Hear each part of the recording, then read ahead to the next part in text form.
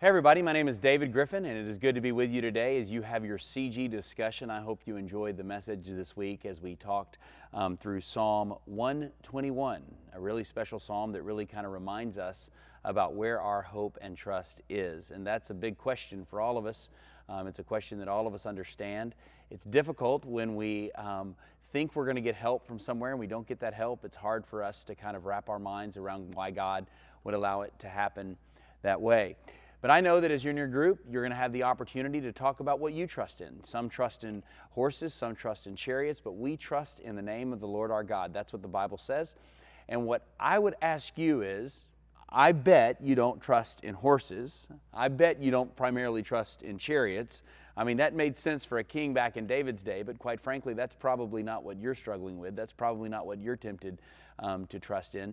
But I bet there are some things that you trust in that you could possibly share with your group. Places where you find yourself, maybe some of the things we talked about last week, maybe it's money, your retirement portfolio, maybe it's your job, maybe it's a relationship with you're waiting, you're thinking that it's going to happen when you get married or you are married, and maybe you've even been let down by that. Maybe you're thinking it's going to happen when you have kids, or maybe that's also let you down.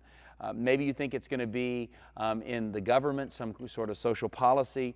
I'm not sure exactly what it is, but why don't you share with your group what it is that seems to provide a sense of security for you, that you tend to think that this thing is your help, when in reality, your help is not supposed to come from there. That's the second part of our question. Let's just take a break and discuss it with your group.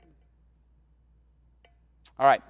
Now, welcome back. Glad to have you here, here for the second part, because here's the second part of this question. Remember, David says, I lift my eyes up to the mountain. Where does my help come from? And then he goes on to say, my help comes from the Lord.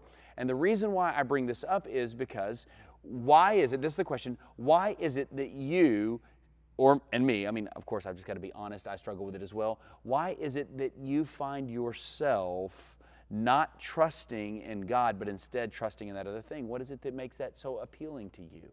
And what needs to happen in order for you to recognize God as the provider that He actually is? What needs to take place in your life? Talk about this with your group. Some of the ways in which you have actually seen God come through. Maybe you can even encourage some other people in your group to recognize that they will always be disappointed if they trust one of those things that you just discussed a while ago.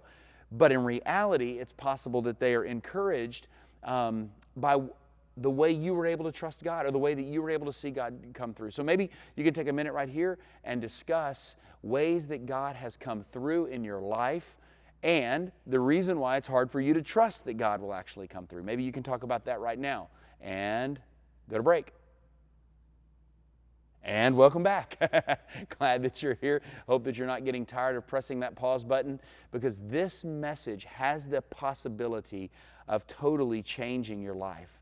When you recognize that there is such great benefit to trusting God over everything else, because everything else will ultimately fail you. Everything else will threaten to control you.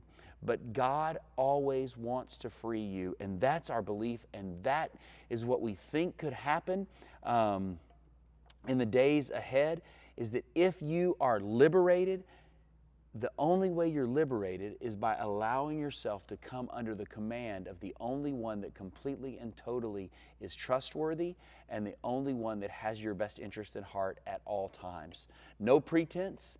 There's nothing with God there's no shadow of turning with God. We need to recognize that He is the one that we can trust in the days ahead. So I hope that this will be a framework for your conversation with one another, and that you will be encouraged as you walk through this session. God bless you, and hope you guys enjoy the soul music.